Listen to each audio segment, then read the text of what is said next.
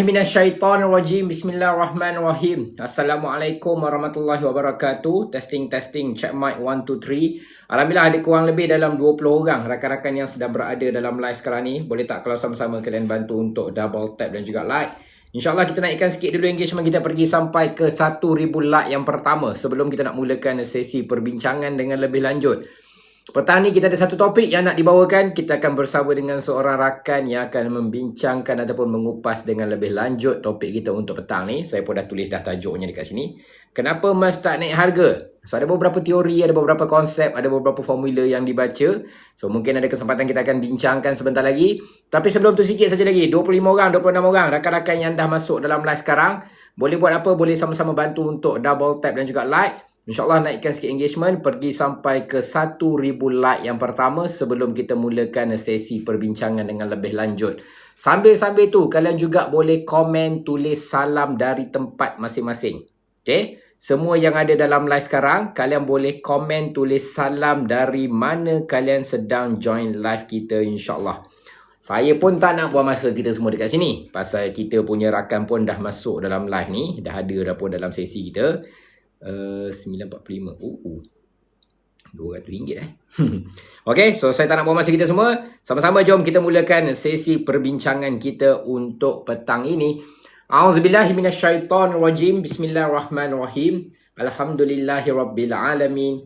Wassalatu wassalamu ala asyrafil anbiya'i wal mursalin wa ala alihi washabbihi ajma'in. Rabbi shrah li sadri wa yassir li amri wahlul 'uqdatam min lisani yafqahu qawli. Allahumma aftah alaina hikmataka wansyur alaina min khazaini rahmatika ya arhamar rahimin. Rabbana atina min ladunka rahmah wa hab lana min amrina rasyada. Rabbana atina fid dunya hasanah wa fil akhirati hasanah wa qina adzabannar walhamdulillahi rabbil alamin. Salamlah terlebih dahulu kita panjatkan kesyukuran kita ke hadrat Ilahi kerana dengan limpah dan kurnianya dapatlah kita bersua sekali lagi untuk sesi pada petang ini pula, alhamdulillah. Dan petang ni kita nak bercerita tentang medium risk investment. Kita nak cerita pasal emas sebentar lagi.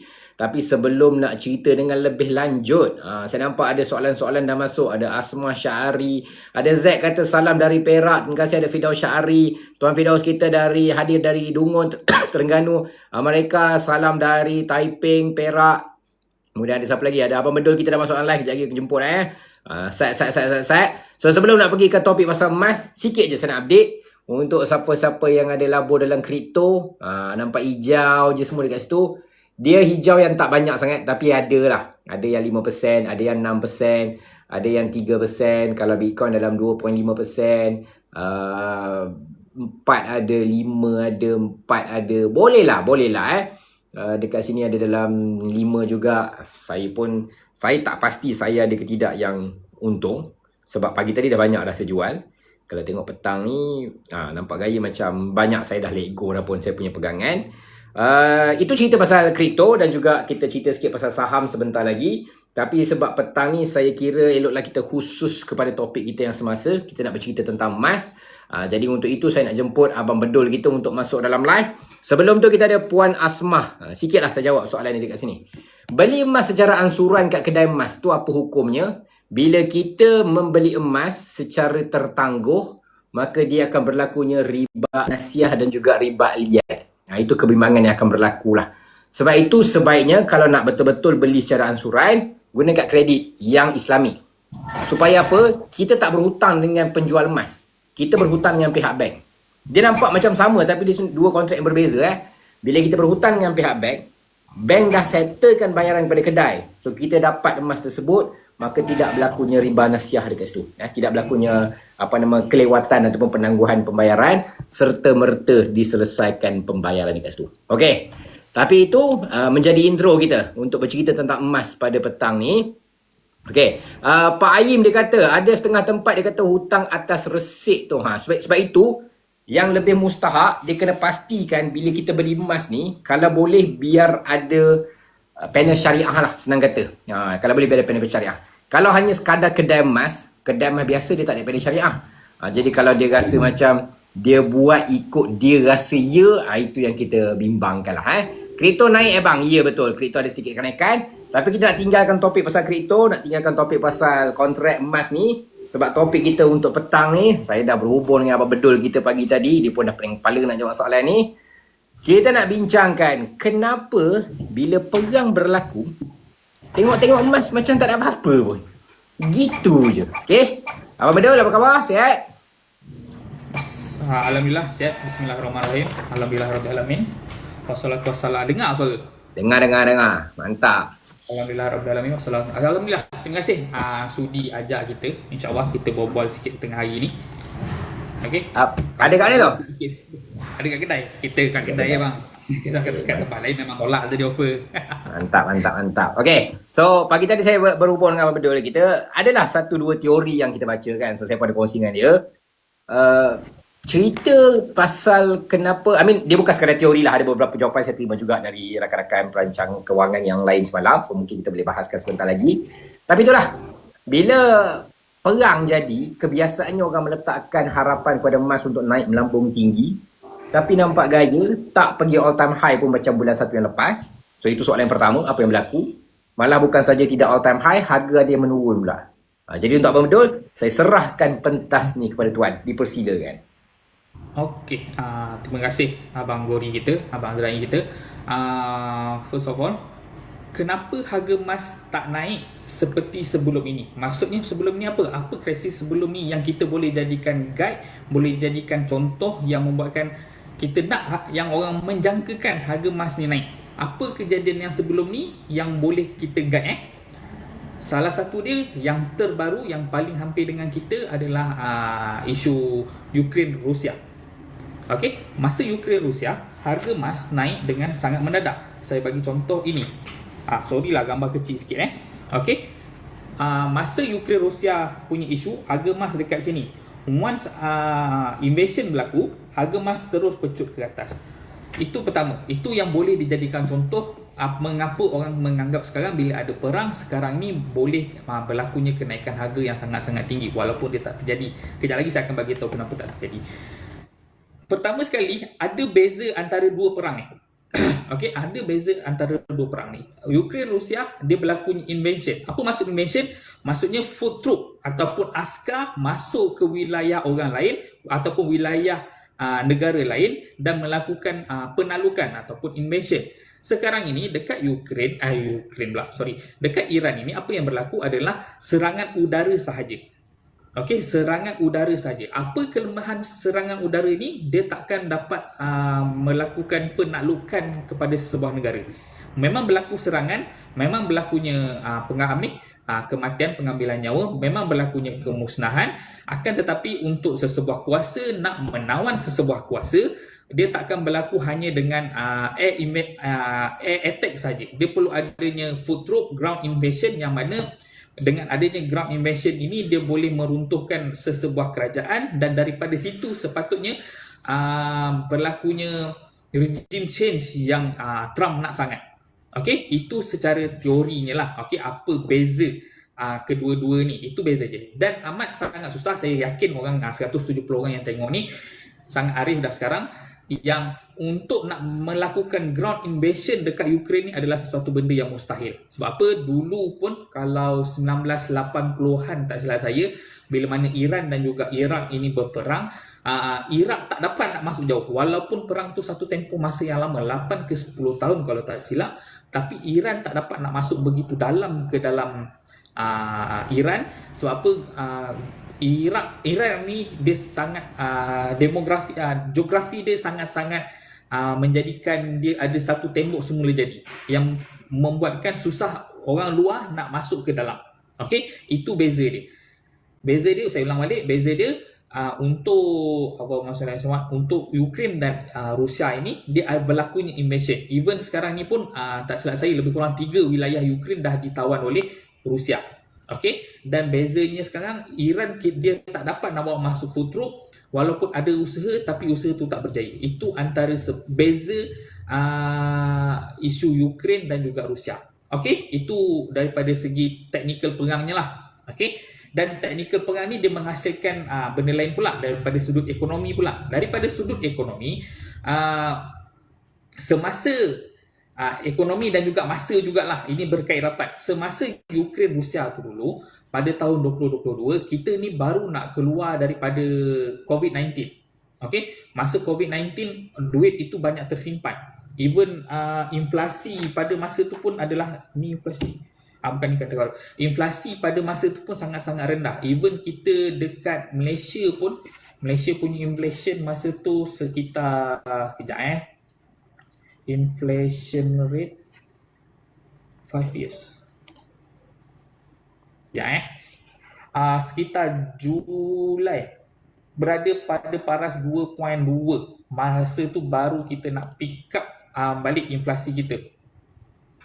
Baru nak naik semula. Ekonomi baru nak mula balik. Yang mana sebelum tu, masa COVID tu, banyak duit yang disimpan. Banyak duit yang disimpan dalam bentuk emas. Sebab tu masa COVID harga emas boleh naik. Orang dah tak percaya dengan stock market, orang dah tak percaya dengan equity, orang tak percaya dengan bond. Semua orang keluarkan duit daripada ketiga-tiga investment ni, orang beralihkan kepada emas. So bila mana nak buka, baru saja ekonomi nak bermula. Okay, baru je nak bermula lah. Duit tu tadi baru nak keluar, stok market pun banyak dah mula naik. Berlakunya isu Ukraine Rusia ni tadi. Bila mana berlaku perang Ukraine ni tadi, dia telah merencatkan ekonomi yang baru nak bermula. Okay, masalah yang utama dia apa? Dia berlakunya supply chain yang sangat-sangat teruk dekat Europe dan affected kepada semua negara. Okey, sebab apa? Ukraine dan Rusia ni antara pengeksport gandum yang terbesar, Rusia antara pengeksport minyak yang terbesar, dan juga Rusia merupakan pengeksport utama kepada natural gas kepada Europe. Okey, ketiga-tiga ni benda yang sangat-sangat penting semasa perang ni terjadi. Sebab apa? Waktu tu waktu sejuk, so menaikkan inflasi dekat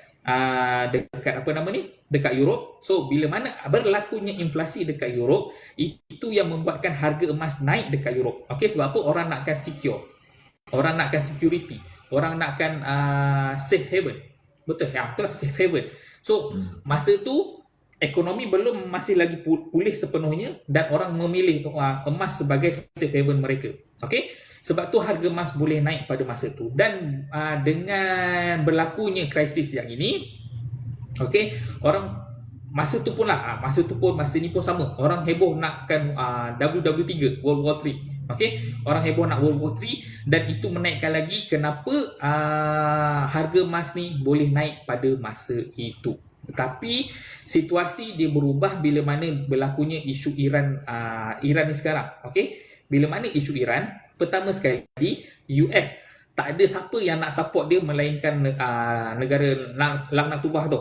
Okey, tak ada sekutu dia yang nak support. Sebab apa tak ada sekutu dia yang nak support? Sebab dia ada isu dengan Greenland. Okey, isu Greenland ni telah menarik ataupun telah mengurangkan keakraban US dengan Europe. Okey, itu antara punca kenapa US ni dia tak ada ally yang nak ikut dia. Memang ada Great Britain yang bagi dia base untuk dia lancarkan serangan, tapi dia tak dia orang tak hantar tentera untuk melakukan serangan bersama-sama. Okey, itu yang beza dia. Okey, itu beza dia. US tak ada siapa nak meneman. Dan buat masa sekarang ini, okey, inflasi dekat US tak sama dengan inflasi masa 2022 dulu. Okey, masa inflasi 2022 dulu dia baru nak pick up. Dia baru nak naik inflasi. Sekarang ni inflasi diorang consider atas 2%, which is atas 2% kalau inflasi consider agak tinggi, 2.4 sekarang ni. Yes, 2.4 sekarang ni. Ini barunya latest ke? Yes, latest punya, bulan ni belum tahu lagi. Okay, 2.4 which is agak tinggi. Dan kalau berterusan macam ini, since ramai juga yang tahu yang sekarang ni Iran dah tutup Selat Hormuz, Selat Hormuz menjadikan supply chain untuk minyak secara globally. Tadi itu yang Rusia dengan Ukraine punya, dia mainly effect on Europe. Sekarang ini bila mana Selat Hormuz ditutup, dia akan effect harga minyak globally. Okay, so bila mana dia dah effect harga minyak globally, orang expectation orang adalah pada inflasi, harga barang yang tinggi. Sebab apa? Walaupun harga barang masih sama, tapi cost of transportation akan tinggi. Sebab apa? Tak ada barang yang dapat bergerak dalam dunia ni tanpa logistik. dan logistik antara pengguna minyak yang sangat-sangat tinggi, daripada kapal dekat laut sampailah bot dekat nelayan, sampailah kapal terbang dekat udara, sampailah lori 20 tan, lori 1 tan pun semuanya akan pakai minyak. Even kita punya JNT courier pun semua pun akan pakai minyak. So bila mana ada potensi ataupun ada tendensi untuk harga minyak nak naik, expectation para pelabur yang inflasi akan naik. Okey, harga minyak naik, inflasi akan naik. Harga barang akan naik dulu. Daripada situ baru datangnya inflasi naik. So bila mana inflasi naik, kebarangkalian untuk The Fed nak menaikkan kadar faedah itu adalah tinggi. So bila mana The Fed nak naikkan kadar faedah itu tinggi, orang akan beralih kepada bond US. Okey, bond US, orang akan pegang bond US, orang akan pegang hutang negara US. Sebab itu sekarang ni kita boleh tengok kenapa USD sangat-sangat kukuh. Masa isu ni berlaku, USD berada di paras sekitar 96, indeks USD 96 mata betul ke mata? Sekejap pada kadar 9, kejap, one month, dia serang bulan lepas, betul lah, pada sekitar 97 mata. Sekarang ni masa live ni indeks USD dah berada di paras 100 mata. So ketakutan orang terhadap inflasi tu masih lagi ada dan orang mendapatkan USD. Dan since USD naik, memang buku teks punya knowledge, bila mana USD naik, tukaran mata wang asing pun akan jadi berubah. Sekarang ni pun kita dapat tengok mata wang kita agak sikit tak handsome. Sekejap, USD to MYR RM3.9 lah, RM3.96. RM3.93 naik sikit lah compare to semalam, compare to 11 hari bulan. 11 hari bulan RM3.92. Okey, ada kenaikan sikit. Okey, so bila mana tukaran mata wang asing dah menjadi sedikit rendah, ataupun bagi kita lah tukaran mata wang asing kita sedikit tinggi, kos untuk mendapatkan emas pun menjadi tinggi. Bila mana kos nak mendapatkan emas menjadi tinggi, permintaan akan sedikit kendor, sedikit kurang. So, bila mana permintaan kurang, itu yang akan menjadikan kenapa harga emas tak naik. Okey, itu yang pertama. Yang kedua, bila mana berlakunya isu dekat Iran ini, apa yang Iran buat ini yang sangat-sangat special yang boleh menjatuhkan juga harga emas. Apa yang Iran buat adalah dia menyerang fasiliti-fasiliti minyak, fasiliti air, fasiliti tenaga. Tenaga. Yes, tenaga ni data center pun dengan cerita ada yang diserang. So banyak saham-saham syarikat yang berkaitan dengan teknologi banyak yang jatuh. Okey, banyak yang jatuh. Contoh macam Apple pagi tadi jatuh nearly 1%, Tesla pun jatuh 0.1%, Microsoft pun jatuh 0.1%. Banyak yang jatuh. So, untuk mereka-mereka yang memegang saham-saham ini, diorang tak nak kena margin call. Apa yang diorang, solusi yang diorang buat adalah diorang melepaskan emas diorang, and then untuk nak top up stok-stok diorang supaya tak kena margin call dan tak loss kat situ. Okay, so itu antara kenapa ataupun sebab yang sebab-sebab dia yang menjadikan harga emas jatuh. Dan yang paling penting, sebenarnya harga emas ni dah price in semasa awal tahun dah hari tu. Okay, bila mana price dah awal tahun itu, saya lupa dah bulan 1 apa isu yang boleh menyebabkan harga emas naik, saya dah lupa. Tapi bila mana harga dah terlalu tinggi macam tu, level of confidence terhadap orang terhadap emas tu pun dah menjadi semakin berkurangan. Okey, dan ini adalah fasa boleh dikatakan profit taking secara teknikalnya. Okey, secara teknikalnya ini adalah fasa profit taking yang mana harga mungkin boleh jatuh bawah lagi. Sekarang ni berada di fasa 5077. Secara teknikalnya support kita sekarang berada di paras 5025. Sekiranya berjaya pecah sampai 5025 ataupun hari ni hari Jumaat kan, mungkin closing di bawah 5025, kebarangkalian untuk nak jatuh lagi sampai 4850 ataupun bawah lagi sikit 4780 itu ada. Itu secara teknikal lah. Mungkin masa-masa mendatang ni ada pengumuman daripada Trump ke apa ke yang boleh membuatkan dia naik balik pun ada juga. But secara overall pada ketika ini harga emas masih dalam keadaan bullish, belum bertukar trend lagi. Sebab apa? Kalau ikut time frame besar, dia masih lagi dalam keadaan menaik dan ini berada dalam zone support. Mungkin untuk harga emas nak reject balik, naik balik malam ni mungkin boleh juga. Itu je lah. Okay. Ah, Okay, Tok, tadi abang betul ada sebut pasal price in nombor satunya. Harga dah diambil kira sebab bulan satu lepas naik. Pagi tadi saya ada baca teori yang, yelah, of course hampir semuanya kita dah bincangkan ataupun dah diterangkan. Cuma salah satu teori ataupun satu pandangan perspektif yang membuatkan saya nak berhubung dan membincangkan adalah, kebiasaannya bila dah all time high, kita akan pergi menuju ke fasa sama ada crash ataupun correction. So baru-baru ni kita tengok dalam tempoh bulan 2 ni nampak macam, bukan kata crash lagi lah, tapi menurun tu macam agak steady. Kemudian perang, kita turun all time high 29 hari bulan 1, 30 hari bulan ni menurun. Perang berlaku 28 hari bulan 2. Genap sebulan kemudian. Terlalu kebetulan genap sebulan. Jadi ada tak possibility crash tidak berlaku sebab perang sedang berlaku? Maknanya kata, kalau ikutkan pada trend tu, sepatutnya dia menurun. Kan? Dia dah mula menuju ke bearish lah. Turun lagi dan lagi dan lagi. Tapi sebab perang ni dia-trigger untuk tak naik, tapi dia menahan daripada turun tu terlalu ketara. Jadi ada tak possibility ke atas perspektif ataupun pandangan ni sebenarnya? Pada saya, ia betul. Walaupun perang ni dah menarik duit orang daripada emas kepada aset yang lain, seperti minyak dan juga USD, memang harga emas tengah cuba bertahan ataupun orang melepaskan emas itu hanya pada untuk keperluan, bukannya 100% ambil profit taking. Sebab apa pun macam saya cakap tadi, harga emas masih dalam bullish, dalam trend bullish, dan ini hanyalah berlaku correction sahaja dan belum lagi boleh kita nak consider sebagai market crash. Kan market crash lebih kurang 20% dalam masa 2-3 minggu kan. Buat masa ni boleh dikatakan harga emas masih lagi mampu untuk nak bertahan pada tahap itu, walaupun ada penurunan, tapi daripada all time high tak sampai kot 25%. 35%. Buat masa ni lah, hari ni 13, lebih kurang 30 hari penurunan sebanyak lebih kurang masih lagi naik 15 dan naik, 10 naik. Walaupun dalam all time high, daripada all time high turun mungkin lebih kurang 500 USD sahaja, tapi benda besar kan, so dia punya percentage tu nampak kecil lah. So memang yes, harga emas disebabkan perang ni juga masih lagi mampu bertahan. Dan pada saya lah, selagi mana Trump ada dekat office, kebarangkalian untuk harga emas tu kekal tinggi ada.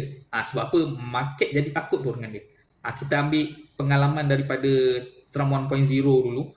Akan ada, setiap hari akan ada muka dia dekat dalam surat khabar. Kadang-kadang naik majalah tu tengok muka dia. Macam sekarang pun, since 2025 sampai ke hari ni, kalau kita tengok, kalau kita betul-betul ikut dia, ada je isu. Tak luar negara, dalam negara. Dan percayalah, lepas daripada isu Iran ni, dia akan cuba masuk Cuba pula. Sebab apa? Iran ni dia cakap, kita dah menang. Walaupun Iran cakap, belum menang lagi. Dan kau tak akan menang pun. Sebab apa? Selagi mana Selat Hormuz tu ditutup, bermakna benda ni belum lagi selesai. Tapi Trump dengan sifat denial dia berbangga-bangga, bermegah-megah yang dia cakap yang dia dah menang. Hakikatnya belum menang lagi. Dan walaupun dia cakap beberapa hari lepas dalam masa terdekat perang ni akan stop, itu dia cakap. Iran tak cakap pun dia nak stopkan peperangan ni. Mungkin kita boleh tengok order ataupun direction dunia ni mungkin berubah lah dengan, tapi tengok juga kemampuan Iran macam mana. Sebab apa? Kita tak banyak info sangat tentang kemampuan Iran. Yang kita tahu, Iran adalah negara yang disekat ekonomi dia. Jadi kemampuan dia tu, even saya sendiri pun try cari, saya tak jumpa. Yang saya jumpa, yes, diorang ada banyak ballistic missile, diorang ada banyak drone. Tapi sebanyak mana dan impact dia macam mana yang mampu bagi kesan betul-betul terhadap US, itu yang kita susah nak jangka. Walaupun orang memang ramai cakap diorang punya drone, diorang punya ballistic missile semuanya murah-murah dan amat costly untuk US nak berlawan dengan diorang, tapi macam mana, holding power, boleh ke holding power, walaupun benda tu investment kan, holding power untuk Iran ni sejauh mana kita tak tahu. Harap-harap boleh berkekal lama untuk menahan keasakan daripada US, supaya US boleh kendur lah dengan dia. Kalau US boleh kendur dengan dia, menjadi satu sejarah lah juga. Okay? Menjadi satu sejarah lah juga. Mana ada kuasa lain yang mampu untuk menandingi ataupun mengendurkan satu superpower yang dah lebih kurang nearly 100 years dalam apa, dah berada di ke atas kan. Tu teori je lah, tak tahulah betul Tapi ke tidak. kalau kita dengar pandangan dari Menteri Luar China, dia bila orang tanyalah pasal macam mana dia pandang risiko berkaitan dengan mereka, so jawapan dia aku rasa sangat realistik dan satu benda untuk kita pandang. US sebuah negara yang sekarang dah 200 tahun. Tapi China dia dah bertahan selama 5,000 tahun untuk China. Dan dia sebut kita dah exist untuk 5,000 tahun dan kita sedang membina sebuah negara untuk kekal lagi 5,000 tahun. Sebab tu dia orang tak serang negara orang. Sebab kalau kita tengok sejarah US lah, dia serang Vietnam, dia serang Afghanistan, semua negara dia serang. Mana-mana orang datang menyerang, dia kena datang dengan kos yang sangat besar dalam kelamaan dia akan kendur. Contoh macam dia pergi ke Vietnam sekalipun, walaupun Vietnam ni tak banyak benda yang ada ketika perang Vietnam kan 1970-an tu. Tapi of course lah itu negara kau. So kita tahu macam mana kita nak ada kita punya tanahnya, Vietcong boleh tahu macam mana nak menyorok dalam terowong. Jadi dalam konteks yang sama juga, Iran ni bukannya kaleng-kaleng, ini Parsi ni. Ini Parsi kali takhir. Kali takhir betul-betul kalah dengan Sayyidina Umar. Maknanya kata yang betul-betul dibuka balik dan terus menjadi satu lambang keagungan lah untuk tamadun Islam kan. So dalam konteks yang sama lah, 3,000 tahun punya sejarah, kemungkinan dia orang untuk survive tu agak lama. Dan strategi Iran juga adalah mereka bukannya nak menang, dia lebih sasarkan untuk memanjangkan tempoh perang. Sebab dia orang boleh pertahan dengan tempoh perang yang panjang sebab kau holding power tadi. Dan dia orang tahu sebagai negara luar, dia orang tahu US eventually akan tetap minta pertolongan dari negara lain. Sebab US ni pun akan kehabisan stok lah dari segi duit, dari segi senjata dan seumpamanya. Dan of course itu akan memberi kesan langsung lah kepada faktor kewangan tadi kan. So again kita tapi saya setuju jugalah bila Donald Duck memegang ni. Kalau kita perasan bulan 1 kes Venezuela, bulan 2 kes Iran, bulan 3 tak tahulah Cuba ke mana ke. Hampir setiap bulan dia ada saja kes-kes dia. Dan hujung tahun ni kalau tak salah dia akan ada midterm election. Dia akan kena re-elect balik untuk dia kekal sampai habis tempoh. So dia akan buat macam-macam cara lah untuk kekalkan diri dia sendiri. Sebab itulah nak menjawab pula soalan seterusnya. Dekat sini ada 2 soalan dari Kak Baizura. Kita pertama dia tanya, habis tu sekarang ni kita nak beli, bukanlah buy call ke apa nak beli ke, nak hold ke, nak jual emas kita ni. Dan nombor 2, adakah kita nak kena beli makanan untuk survival kita sepanjang perang ni? Jadi apa pandangan Abang Bedul? Kalau saya jawab yang emas dululah, kita jawab yang emas. Boleh. Emas ni beli ada duit, jual bila ada keperluan. Walaupun saya ni memang nama kedai saya pembeli emas, tapi saya tak galakkan orang jual emas sebab nakkan profit. Sebab apa? Untuk saya yang ada ilmu teknikal sikit ni pun kadang-kadang boleh salah. Ini kan lagi orang awam yang memang hanya mengharapkan orang yang dalam industri sahaja untuk nak bagi guideline. Kadang-kadang guideline tu korang tak terfollow, bukan tak follow tapi tak terfollow pun menjadikan apa yang korang buat tu salah. Contoh saya jual emas. Contohlah saya ni orang awam, saya jual emas and then minggu depan harga emas naik ni. Konon saya ni nak jual untuk nak ambil profit. Tapi jadi bila saya nak top up balik jadi tak untung pula. Saya kena tambah duit pula. Sebab tu saya kalau orang nak jual emas bila ada keperluan. Dan beli emas jika berkemampuan. Okey, bila mana dah di luar kemampuan, contoh harga emas sekarang hari ni harga cap berapa? 700 709. 700 kalau kat saya. 700. Harga 700 ni untuk 700 dah. Okey. Untuk kita nak keluarkan sedebuk sebulan, mungkin tak ramai orang yang tak mampu, especially orang yang baru nak mula kerja. Okey. Maknanya bila mana dah di luar kemampuan, tak payah beli. Tak ada keperluan pun untuk kita nak membeli emas untuk nak tujuan pelaburan. Cari pelaburan yang lebih rendah risiko dia, lebih murah entry dia. Okey, emas ni hanyalah sebagai pilihan yang mana ada duit lebih beli. Sebab apa? Tujuan utama emas adalah untuk sebagai pelindung kepada keseluruhan kekayaan kita. Okey, pelindung kekayaan kita seperti mana bank-bank pusat buat. Kenapa bank-bank pusat ni membeli emas? tujuan utama dia adalah untuk nak melindungi aset-aset negara. Sekiranya mata wang negara, sesebuah negara itu diserang, dalam kes kita sekiranya kita ni tak ada pekerjaan, tapi hutang kita masih perlu bayar. So apa solusi kita? First, duit simpanan kecemasan kita. Andai kata setahun kita dah simpan dah habis juga, then baru datangnya emas. Okay? Sebab tu cakap beli ikut keperluan sahaja, dan jangan sesekali pajak emas ni untuk nak beli emas lain lah. Benda tu sangat-sangat mengarut dan kita tak nak closure dekat sini. Okay? Itu yang pertama. And then bila masa nak jual, bila ada keperluan ni tadi, bila emergency ni tadi, emas ni sebagai kita punya last solusi kepada masalah kewangan kita. Okay, dia ibarat kita dah accident, kita guna medical card kita. Itu tujuan utama emas ini, kenapa kita beli dan simpan ataupun beli dan pakai lah. Okay, and then Sekejap, sebelum tu Merpati nak tanya soalan boleh? Boleh tak Merpati tekan follow button? Follow kami berdua, nanti kami akan naikkan soalan. Soalan tadi dari Baizura, soalan susulan pasal makanan. Macam mana Abang Bedul pandang? Okay, untuk makanan, for the time being dekat Malaysia tak ada urgent sangat lah pun. Tapi kalau kita nak simpan makanan dalam tin, always digalakkan sebenarnya. Walaupun negara kita alhamdulillah semua benda yang terjadi dekat dalam dunia ni bukanlah di dalam zona geografi kita. Alhamdulillah dia jauh daripada kita, dan kita pun mengharapkan benda tu tak terjadi dekat kita. Kita hanya mendoakan untuk kebaikan saudara-saudara kita dekat luar sana supaya benda ni cepat settle, dan diorang pun harap-haraplah sebelum raya, walaupun raya minggu depan kan, sebelum raya benda ni boleh settle dan diorang boleh merayakan Aidilfitri. Dan lebih bermakna Aidilfitri tu bagi diorang. So apa, bila mana tak ada lagi peperangan, okey, diorang boleh meraihkan hari kemenangan tu yang betul-betul untuk diorang. Memang seronok lah. Kalau cuma kita tak merasa di benda tu dan mengharapkan, taklah rasa. Nak simpan makanan, yes, makanan dalam tin boleh simpan. Buat masa ni, bagi saya nampak untuk situasi dekat Malaysia, okey, dekat Malaysia tiada keperluan untuk kita nak simpan makanan untuk stok yang sangat banyak. Cuma kalau nak simpan makanan untuk raya tu mungkin perlulah kot, kuih raya, kerepek.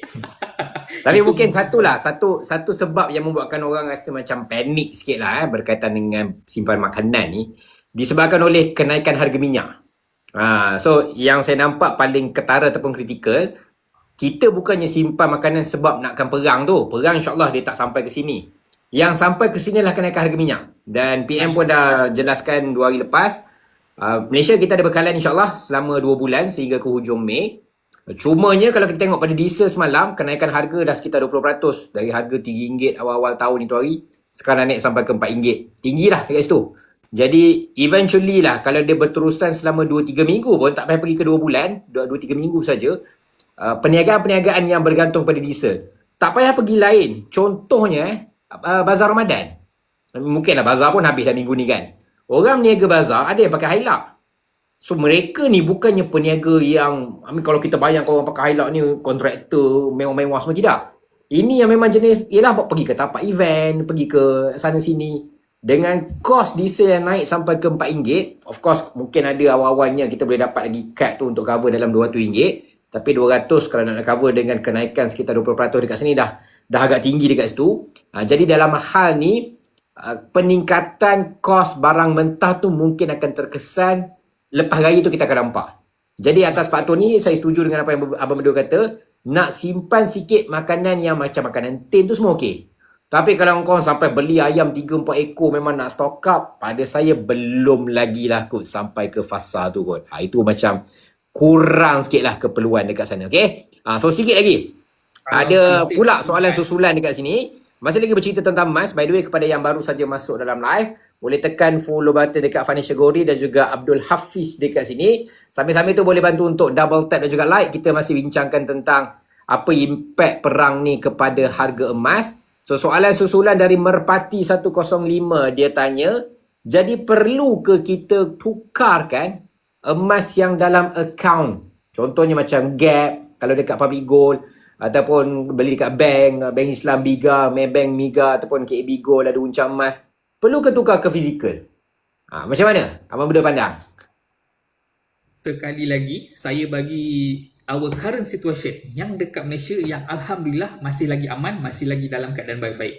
Jawapannya tak perlu. Tak apa, benda tu dalam sistem. Kalau andai kata sistem crash pun, which is very unlikely to happen, dia ada macam contoh macam Public Gold, dia ada simpan database dia powered by Oracle. Oracle ni pun bukan company kaleng-kaleng. So kita mempercayai anda mempercayai sistem yang dia buat, masih boleh lagi nak simpan. Okay, once anda katalah kita tak naklah benda ni terjadi, once bencana bala petaka ada peluru jatuh dalam negara kita, masa tu insya-Allah dah boleh. Itu pun belum tentu boleh lagi, selagi mana 90% orang tak mengeluarkan secara serentak, dan kebolehan syarikat menghantarnya tu kita masih tak tahu lagi. Masa keadaan aman ni memang boleh lah kita cakap, company buat masa ni always deliver their goal. Tapi macam bulan 1 hari tu, masa tengah all time high, apa yang terjadi dekat China, orang nak keluarkan emas tak dapat. Okay, memang kita cakap dalam ekonomas ni, since ada patuh syariah, dia adalah kita beli emas tapi syarikat pegangkan ikut akad ni begitu, ikut SOP-nya begitu. Tapi di sebalik tabir, wallahu alam. Okay, selagi mana benda tu belum berlaku, kita tak boleh lah nak cakap juga kan. Jadi spekulasi pula. Tapi buat masa ni, negara kita masih lagi okey, situasi negara kita masih lagi okey, kita tak perlu nak cuak. Itu masalah dia orang kita ni. Perang jadi dekat negara lain, kita dah cuak. Dia sepatutnya bila perang tu terjadi dekat luar negara, even macam terjadi dekat Cambodia dengan Thailand tu pun lah, walaupun dia ikut sempadan, apa yang perlu kita buat, kita perlu tenang. And then kita perlu banyak membaca. Seriously, kita perlu banyak membaca. Dan membaca pun bukannya baca media kita, baca sumber utama. Okay, kalau perang tu terjadi dekat Thailand, Cambodia, pergi cari surat khabar Cambodia, Thailand yang bahasa Inggeris punya, sumber yang utama. Kemudian contoh yang sekarang ni, isu Iran ni, pergi cari Al Jazeera, pergi cari apa Israel punya ni, Israel, surat khabar Israel lah, ada yang bahasa Inggeris punya. Kau pergilah cari untuk nak dapatkan dua perspektif yang berbeza. Cari yang pro US punya, pergi cari dekat Reuters punya yang lebih natural. Okay, tengok Adam Alwi cakap apa. Abang Alwi Adam dia masuk tanya nak buat apa pun balik. Kita orang tengah menunggu waktu berbuka ni bang. Sambil-sambil cari follower sikit seorang dua. Okay, sama-sama, sila. Bila mana benda ni apa macam ni, dah tengok dia komen tadi dah terbaca, dah hilang lah. Israel sampai Israel tadi. Okay, so cari dalam khabar supaya berita-berita ni kita boleh dapat. So daripada berita ni kita boleh tahu, boleh sampai ke tidak kat kita. Yes, boleh bagi kesan dekat kita, tapi bagi kesan dekat kita tu daripada segi apa? Okey, contoh macam sekarang, daripada segi kenaikan harga minyak yang boleh membawa kepada kenaikan harga barang. Okey, tapi berbaloi ke tidak kita nak simpan barang awal-awal. Contoh macam Abang Azra'i cakap tadi, nak beli ayam sampai satu pallet tu kan, 1 dozen tu nak beli kononnya untuk nak stock up makanan, padahal duduk rumah pangsepuri. Mana kau nak simpan benda tu? Okey, tak berbaloi. Dan apa benda tadi nak cakap kejap. Dan dah simpan, tengok isu minggu depan dah settle. Habis kau nak buat apa dengan ayam ni? Takkan nak pergi jual balik pula, takkan nak sembelih, nak buat kenduri pula, tak berbaloi. Okey. Pertama sekali, bila ada perang saja jangan cuak. Okey, jangan cuak. Banyakkan bacaan, banyak dengar orang komen pasal benda-benda ni. Saya tak banyak komen sangatlah. Ini pun sebab dijemput aja saya banyak komen. Kalau Malaysia ni alhamdulillah kita dikurniakan dengan seorang insan, bukan seorang lah, beberapa insan macam siapa nama ni? First ZRA lah. Okay, kita punya yang hari-hari tanpa henti memperjuangkan solidariti Islam kita tanpa kira mazhab, tanpa kira muka bumi. Okay, lepas tu kita ada orang yang boleh memahamkan kita. Siapa lah? Kalau dekat Faizal dia lebih kepada video. Dia lebih kepada explainer. Okay, dia kalau dia buat live pun dia ambil secara runcit-runcit, dia tak go too detail macam ZRA. Tapi kelebihan Abang Faizal, dia lebih kepada explainer secara short form, yang mana ZRA dia sendiri cakap dia tak boleh nak buat macam Faizal buat. Kemudian kita ada siapa dekat Facebook, Aiman Rashid Anwar, yang mana sejarah dia sangat-sangat TikTok. dan daripada sejarah ni kita boleh tahu macam mana berlakunya isu yang sekarang ini. Okey, pergi baca dekat orang-orang yang macam ni, pergi follow orang-orang yang macam ni. Sebab apa?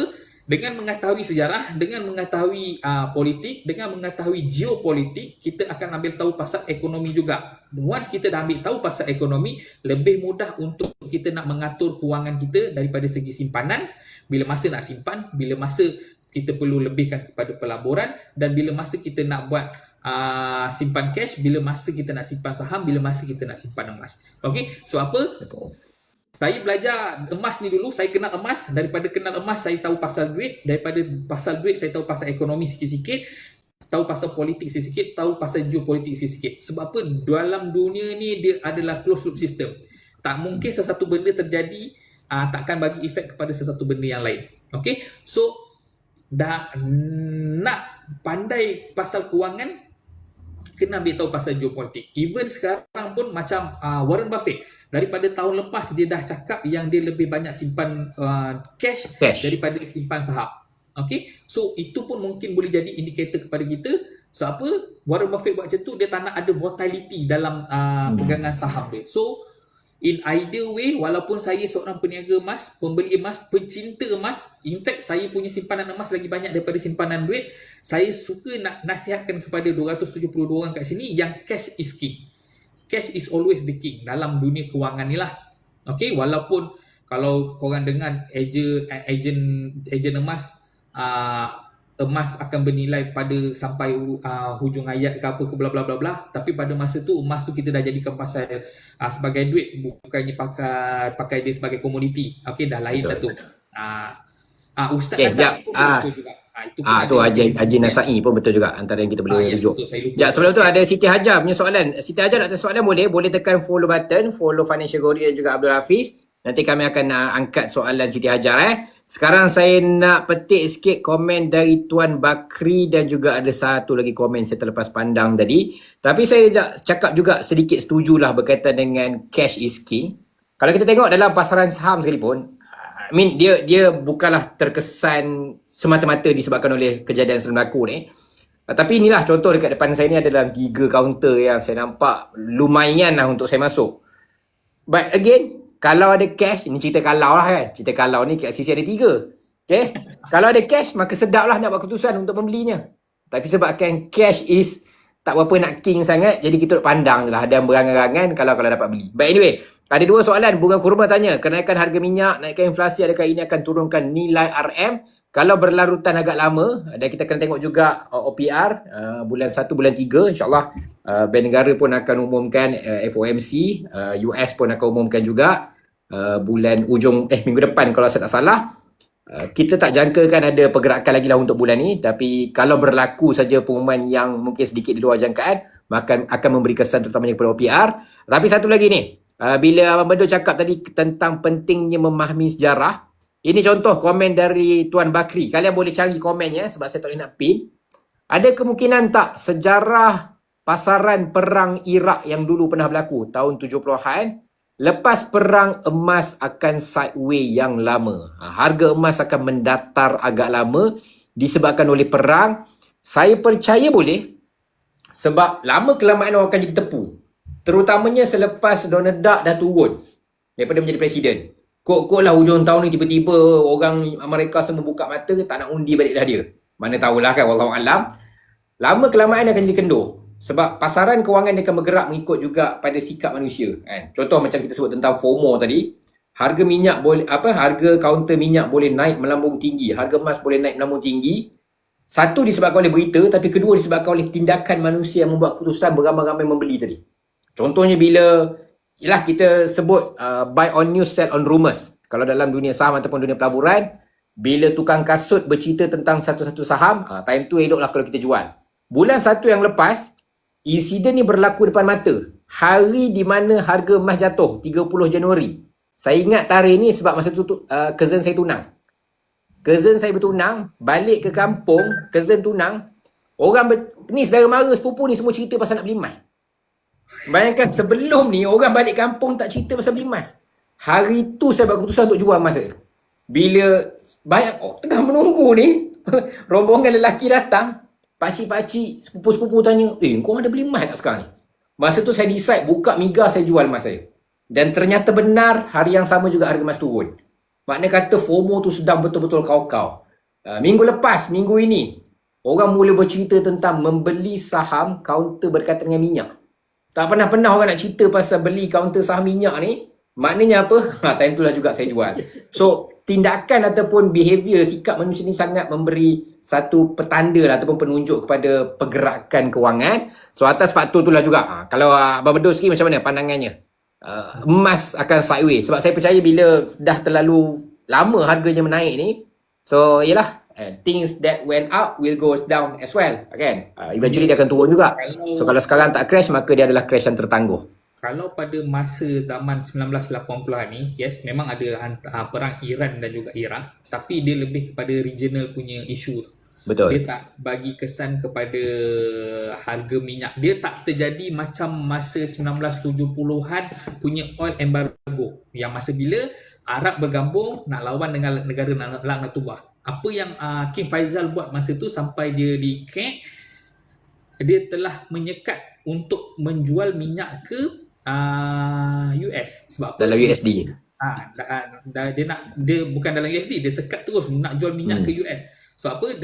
US support Laknatullah ni, dan US hantar minyak ke Laknatullah ni supaya minyak ni boleh digunakan untuk berperang dengan negara-negara Arab. Okey? Selepas pada tu, tak ada lagi peperangan besar yang berlaku dekat Middle East, melainkan dia lama. Dia tak besar, dia regional Middle East punya, tapi dia lama. Okay? Dan dalam masa yang sama juga, masa itu dekat US, banyak syarikat-syarikat yang berkaitan teknologi yang baru nak bangun.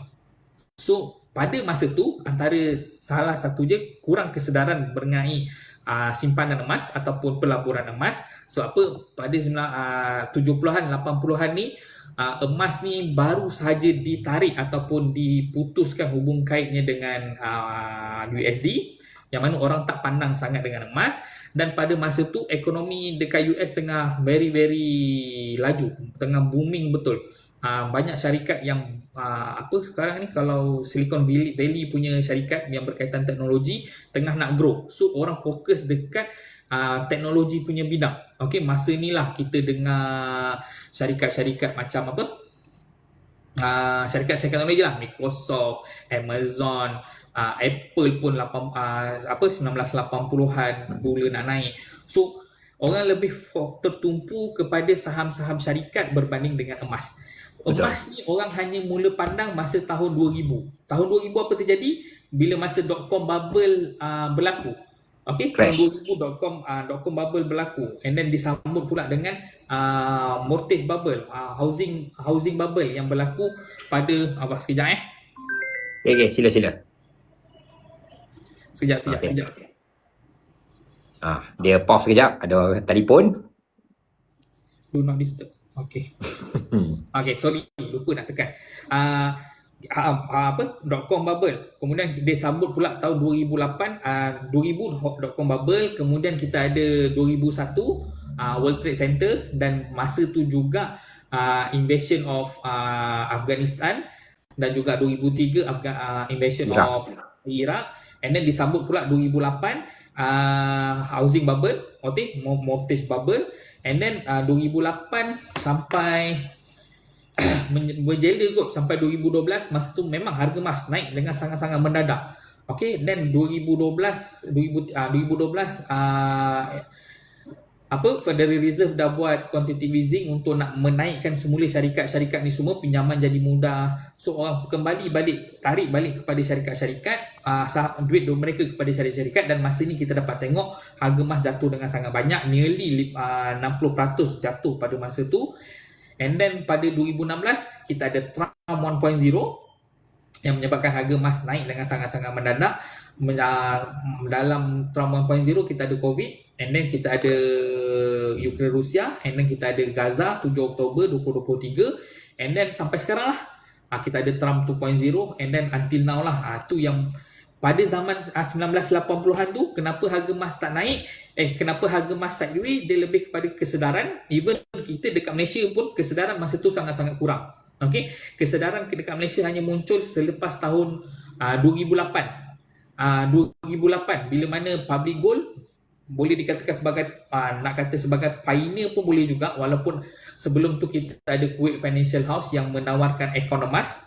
Okey, kita ada public gold yang mana since public gold ada, perkembangan pengetahuan masyarakat kita terhadap emas menjadi semakin banyak, dan dalam masa yang sama sekitar tahun public gold tu wujud, kita ada Tok Belagak juga yang mana satu titik hitam yang sangat-sangat hitam, even hitam sampai sekarang pun. Walaupun hitam, dia banyak bagi pengajaran dekat kita untuk tidak percaya sangat dengan skim-skim cepat kaya yang berkaitan dengan emas, especially masa bila harga emas tengah naik sekarang ni. Okay, walaupun dia tak mekar seperti zaman-zaman Tok Belagak, tapi dia ada sekarang. So mohon berhati-hati, mohon bertanya dengan orang yang lebih ahli lah kalau kita bukan ahli. Okay, so mostly sebab tak ada kesedaran. And then masa tu dunia tengah sibuk dengan teknologi baru, kita ada komputer, kita ada internet, dan masa-masa tu hujung-hujung nak Cold War. Cold War ni antara US dengan apa? Dengan Soviet Union. Masa tu US tengah memenangi Cold War tu. So orang memang go lebih kepada saham-saham syarikat lah. Dan orang tak pandang sangat pada emas. Dan pada masa tu pun harga emas ni murah. Secara psikologi manusia pun orang tak nak simpan barang murah. Contoh terbaik dia apa? Silver. Silver masa harga dia RM2.30. Okey, RM2.30. Orang tengok ni silver, orang campak macam tu. Punyalah kurang ajar aku rasa. Sekarang ni harga dah berbelas ringgit, orang meminta-minta nak beli. So memang itu psikik manusia lah, psikologi manusia normal macam tu. Masa murah orang tak nak. Even masa saya pun 2015 dulu niaga emas, harga emas tu 150, kita beli jual gold bar kan. Masa tu kan kita entry dengan gold bar, kita tunjuk gold bar dengan pak saudara campak gold bar tu. Ini apa benda ni, macam singkat dia baling. Padahal harga benda tu 150 masa tu, geram aku tengok. Sekarang ni orang pula bercerita pasal emas dengan saya. Saya kalau orang luar bercerita dengan emas, kalau dengan saudara mara, saya akan cuba alihkan ke topik lain. Saya tak minat. Tapi kalau dengan geng-geng emas ni, kalau kita orang duduk bercerita, kita orang tak bercerita pasal emas tu secara ni, tapi kita orang lebih fikir macam mana nak grow the business bersama. Grow berkaitan dengan bisnes emas lah. Kita akan sembang pasal bisnes, asal bisnes emas, macam mana orang ni boleh buat, lebih kepada bisnes emas, bukannya pada emas itu sendiri. Sebab apa? Dalam player-player emas ni, fundamental kita orang terhadap emas dah boleh dikatakan agak kukuh jugalah. Dan masing-masing pun ada game masing-masing yang kita tahu. Kita tak boleh nak follow game si A tak boleh nak follow game si B tak boleh nak follow game kita. Dia ada game masing-masing. Okay? Tapi berbalik pada persoalan asal, mengambil pengajaran daripada 1980, apa yang membezakan dengan yang sekarang adalah kesedaran manusia sekarang ini terhadap kepentingannya menyimpan emas tu. Okey, dulu satu sebab orang tak simpan emas sebab tak mampu. Okey, sebab tak mampu orang nak simpan emas. Pendapatan 1980-an berapa? Belum sampai 500 pun, 200, 300 pun masih ada lagi. Compare dengan sekarang, kesedaran ada, kemampuan pun ada. Sebab tu disebabkan kemampuan ni ada, orang dah banyak duit, sebab tu dah tanya banyak financial advisor dekat luar sana untuk nak guide kita berkenaan dengan duit. Sebab apa duit ni, kita tak bercerita pasal duit dengan mak ayah kita, jarang lah nak lagi family yang tak berduit. So ada orang tu memang langsung blur, macam mana aku nak urus duit ni, tapi Alhamdulillah dia pandai cari duit. So itu membezakan dulu dengan sekarang. Kalau sekarang ni saya yakin untuk nak sustain tinggi macam sekarang ni, atas 5,000 kebarangkalian tu ada nak atas 5,000, and then ataupun main range 4,500 ke 4,200 macam tu. Range macam itu mungkin bermain lah. Even walau lepas perang pun kita tengok juga macam mana outcome perang ni. Okay, sama ada kalah teruk ataupun kalah sikit, ataupun wallahu alam mungkin seri je. Mungkin tak mau. Dia tak mungkin seri. Sebab apa? Iran dia tak nak seri. Sebab apa? Betul. Iran dah cakap kau yang mulakan, takkan kau nak habiskan. Mana boleh macam tu. Kan? Iran kali ni nampak agak keras lah. Nak lagi Supreme Leader yang baru ni mungkin lah, walaupun tak ada, tapi mungkin sedikit dendam dalam hati dia ada. Kan? Sebab apa? wife dia kena kan. Ya. Wife kan, kakak ipar dia tak silap yang kena, mak dia kena, bapa dia kena, anak buah dia kena. Rasa-rasa kalau kita benda tu kena kat kita, takkan tak ada dendam. Nak lagi, orang ni orang nombor satu dalam negara tu sekarang, dia ada power, takkan dia tak nak balas dendam walaupun sedikit. Cumanya sekarang ni mungkin dia tengah nak sesuaikan diri dengan keadaan baru, sebab tu baru semalam kita nampak dia berucap kan. Dia tak tahulah apa gameplay yang dia nak cuba buat, so minta-minta diorang boleh menang lah. Dan memang Presiden Iran pun ada sebut yang yalah, selain daripada berhenti perang apa semua, dia nak juga ada confirmation dari pihak UN juga sendiri, dan juga ada satu perjanjian yang satu kena bayar pampasan lah sebab dia orang yang start, US start, negara haram start, dan nombor dua kena declare betul-betul lah yang tak ada lagi dah invasion lepas ni berlaku, ataupun tak ada dah tiba-tiba nak buat macam tu.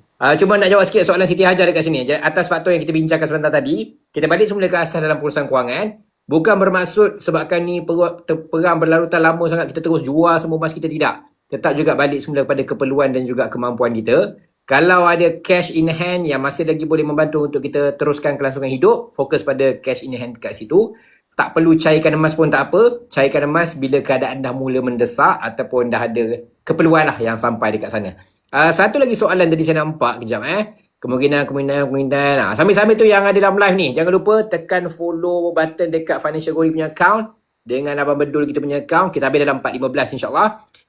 Kemudian boleh terus bantu untuk double tap dan juga like. Ni ada 2 soalan tanya. Habis tu nak kena beli ke tidak?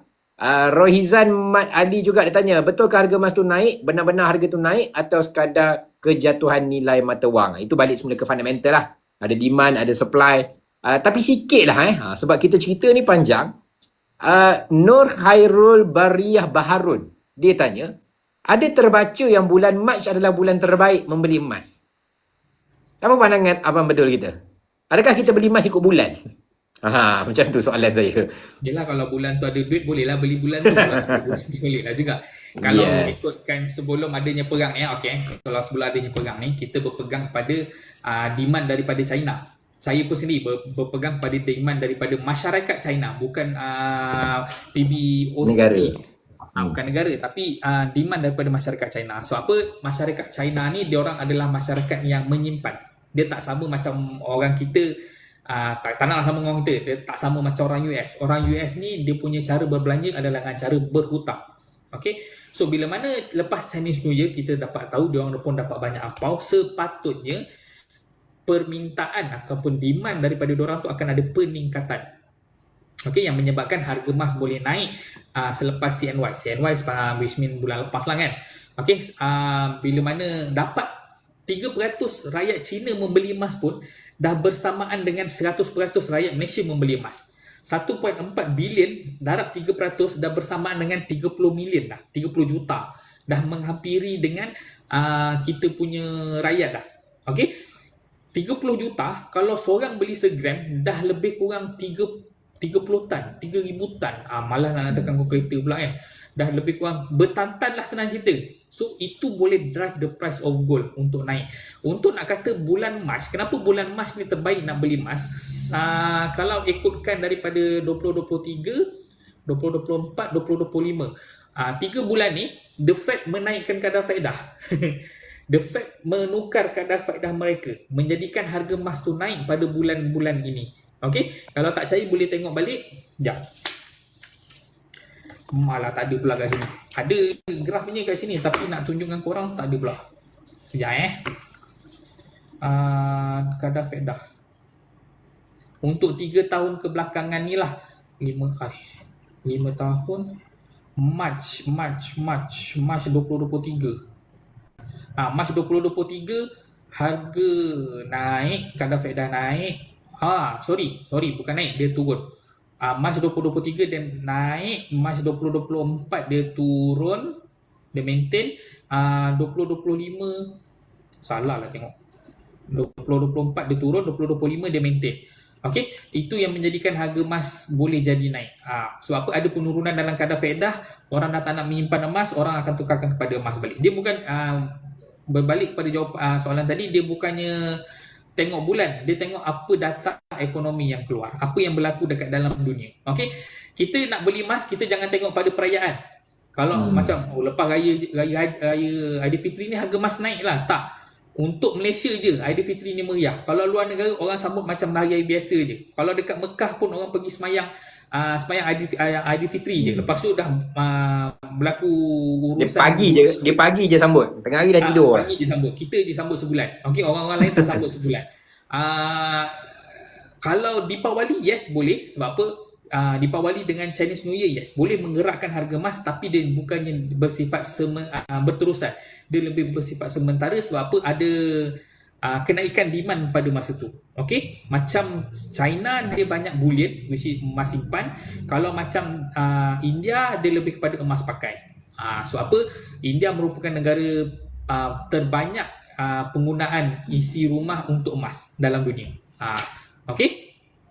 And then kalau cakap harga emas turun ke ataupun nilai mata wang yang turun, buat masa ni nilai mata wang tengah naik, nilai emas yang tengah turun. Itu realiti masa sekarang ini. Okey.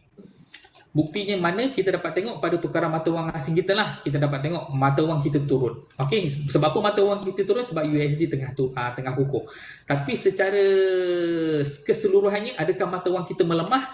Kita kena comparekan mata wang kita dengan mata wang negara-negara lain. Kalau tengok mata wang negara lain lemah compare dengan negara kita, mana mata wang kita masih lagi okey. Tapi secara ekonomi negara kita, bagi saya ekonomi kita masih lagi dalam keadaan baik. Kita tak perlu nak panik apa-apa. GDP kita pun masih lagi berkembang. Cuma GDP akan menguncup sekiranya isu Iran ni berterusan. Sebab apa? Ada kenaikan harga barang. Bila ada kenaikan harga barang, rakyat akan kurang berbelanja. Dan dalam masa yang sama OPR pun akan naik untuk nak melawan inflasi yang sedang ada. Dan daripada situ pun sama juga akan membuatkan rakyat kurang berbelanja. Bila mana rakyat kurang berbelanja, GDP negara akan berkurangan. Macam itulah sifir dia. Okey, dia berkait-kapat. Okey, kita ada Puan Zamzam Al-Kazam, dia kata. Ini satu formula yang dia bukanlah 100% kita pegang, tapi kita boleh jadikan sebagai panduan. Untuk emas ni, akhirnya cara untuk kita urus dari sudut kewangan adalah kalau harga dia naik, kita beli. Kalau harga dia turun, kita beli lebih. Cuma beli tu bukan bermaksud automatik beli. Tetap juga beli mengikut pada kemampuan. Kita buat CFA DCA, dollar cost averaging. Kalau kemampuan kita sebulan 100, maka beli je lah 100 bulan. Harga naik, harga turun, tetap setiap bulan kita beli dengan 100 saja. Cuma kalau nampak menurun banyak tu, mungkin boleh lebihkan lah 200. Itu kalau bab nak beli. Bila nak jual emas, kita jual emas bila dah ada keperluan, bila dah ada sampai ke matlamat lah. Contohnya nak pakai untuk pergi haji, nak kahwin ke, anak nak semua belajar ke, nak beli rumah ke. Itu boleh jadikan sebagai panduan untuk kita menjual emas. Okey? 1 jam berlalu. Steady Abang Bedul. Terima kasih banyak. Ada lagi sebagai penutup? Saya mungkin boleh bagi ruang terakhir sebelum kita wrap up sikit kita punya sesi pada petang ni. Cuma nasihat saya, bila mana krisis sedang berlaku macam ini, yes, rancang kewangan anda dengan sebaik mungkin. Kurangkan berbelanja, walaupun musim-musim perayaan ni kita banyak berbelanja. Kurangkan dan rancang perbelanjaan tu dengan bagus. Saat perang, kalau kita nak hidup dekat negara kita, cash is king. Kalau kita nak keluar negara, gold is king. Contoh yang kita boleh ambil, saya tak setuju dengan apa perangai dia, apa sifat dia, tetapi contoh yang kita boleh ambil adalah Muhammad Sajjad Kamaruzaman. Kamaruzaman ke nama dia? Kau hafal nama orang habis penuh Okay, apa yang dia buat masa dia nak pergi ke Australia? Dia bawa apa? Dia bawa ketul-ketul emas untuk dia mulakan hidup dia. Okay, dalam erti kata lain, yes, memang cash is king, tapi emas ni pun ada keperluan yang mana kita kena ada sikit juga, nak tak nak, suka ataupun tidak, supaya let's say in case negara kita ni jadi tak aman, kita nak keluar negara, selain daripada USD, kita boleh bawa emas juga. Okay? Dan dalam masa yang sama, jangan panik. Okay? Sebab apa? Benda ni tak berlaku dekat negara kita. Walaupun jangan panik, tapi kita doakan yang terbaik untuk saudara-saudara kita. Walaupun akidah dia sedikit berbeza dengan kita, akan tetapi imannya insyaAllah masih lagi sama. Tolak ke tepi dulu soal akidah. Kita sama-sama melawan musuh kita, okay, musuh nyata kita, musuh agama kita. Sebab apa? Musuh yang nyata tu ada.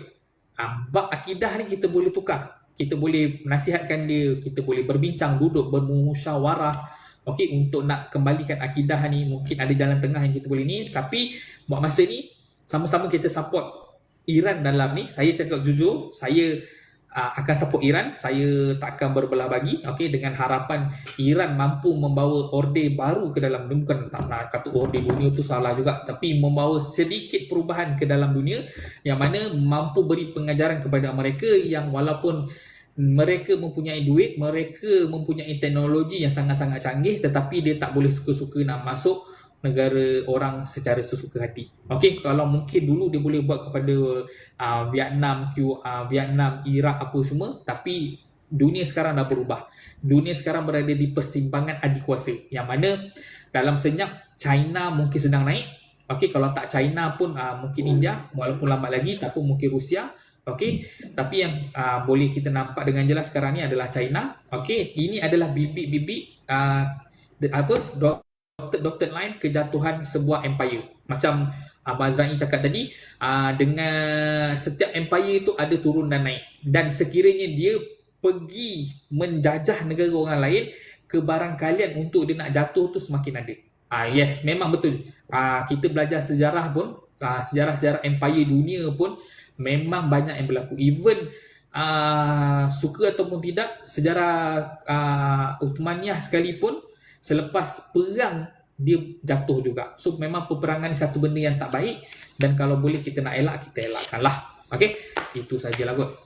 Okay, terima kasih banyak kepada Abang Medul atas perkongsian yang sangat bermanfaat. So sekali lagi semua, saya nak seru kalian semua follow Abang Medul kita juga. Banyak jugalah buat live, tak hari-hari kan, tapi adalah juga buat live cerita pasal emas. Okay, InsyaAllah ada rezeki jumpa lagi bro. Thank you. Okay, terima kasih banyak-banyak. Okay, thank you. Assalamualaikum. Assalamualaikum. Okay, so kita wrap up sikit lagi kita punya topik kita untuk sesi pada petang ni. Ada satu dua soalan lagi tinggal. Sungguh no, baru perasan fiat tukaran RM naik tapi harga emas turun. Thank you host dan juga Abang Bedul. Yes, betul satu juga dekat sini. Contoh macam Kak Romlah Daud, dia tanya, jadi patut ke kalau kita jual simpanan emas kita untuk buat rumah kat kampung? Sebab saving yang ada cuma dalam bentuk emas saja. Emas dalam kategori medium risk investment, pelaburan risiko sederhana. Rumah ni, terutamanya kalau rumah tu kita lihat dalam prospek untuk membuat pelaburan, maka dia akan menjadi pelaburan yang risikonya tinggi. Tujuan kita menyimpan emas pun memang kita nak gunakan untuk, yalah, sama ada membeli rumah ataupun membina rumah. Tapi kena tengok juga apa matlamat kita dengan rumah tersebut. Contohnya macam Kak Romlah Daud, saya kongsikan dalam buku dalam bab yang kelima. Kita cerita tentang peranan rumah ataupun peranan hartanah dalam portfolio kita.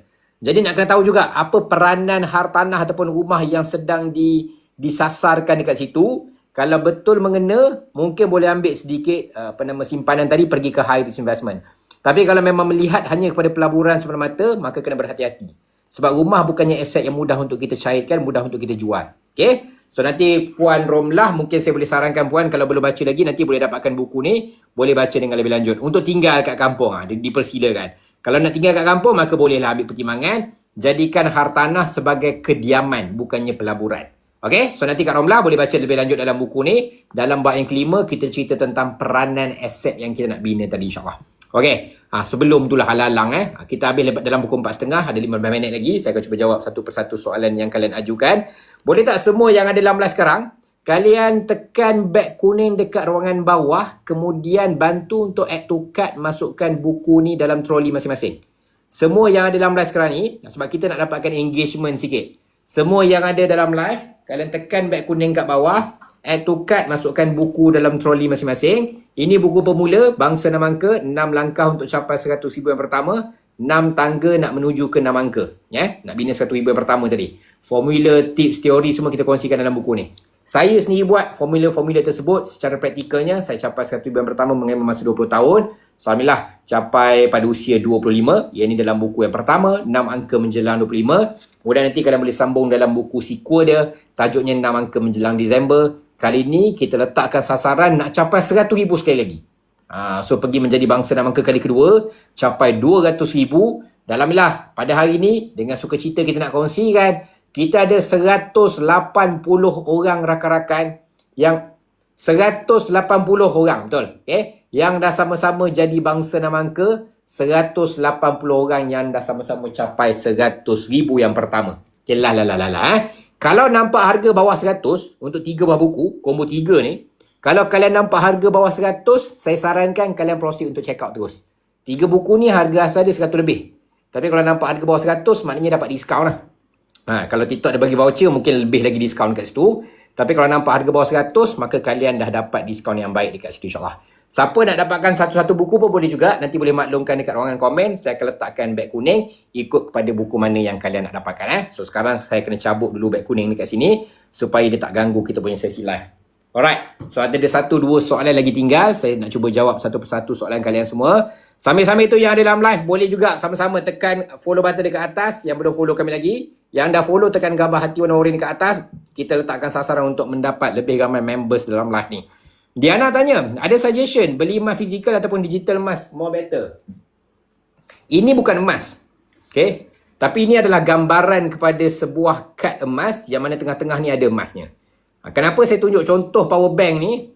Pasal saya dah tak dibenarkan menunjuk emas dalam live oleh wife saya. Sebab saya baru saja hilang emas fizikal saya. Kali ketiga dah hilang dalam tempoh setahun. Alhamdulillah ada orang baik jumpa, dia call dengan KB Gold, dia minta untuk pulangkan balik. Dia jumpa dekat Kuala Renang dekat rumah KL, dia call KB Gold, dia beritahu dia ada terjumpa satu barang, dia nak pulangkan balik pada owner. Rezeki Tuhan bagi, RM700 punya emas ada orang pulangkan. Jadi atas faktor tu, saya memang bukan penggemar fizikal. In fact, saya dikongsikan dalam buku yang pertama ni sebenarnya. Kekurangan emas fizikal, kelebihan emas fizikal. So nanti Diana boleh baca dalam buku, dalam bab yang ke-8, kita cerita kelebihan kekurangan emas fizikal, kelebihan kekurangan emas digital.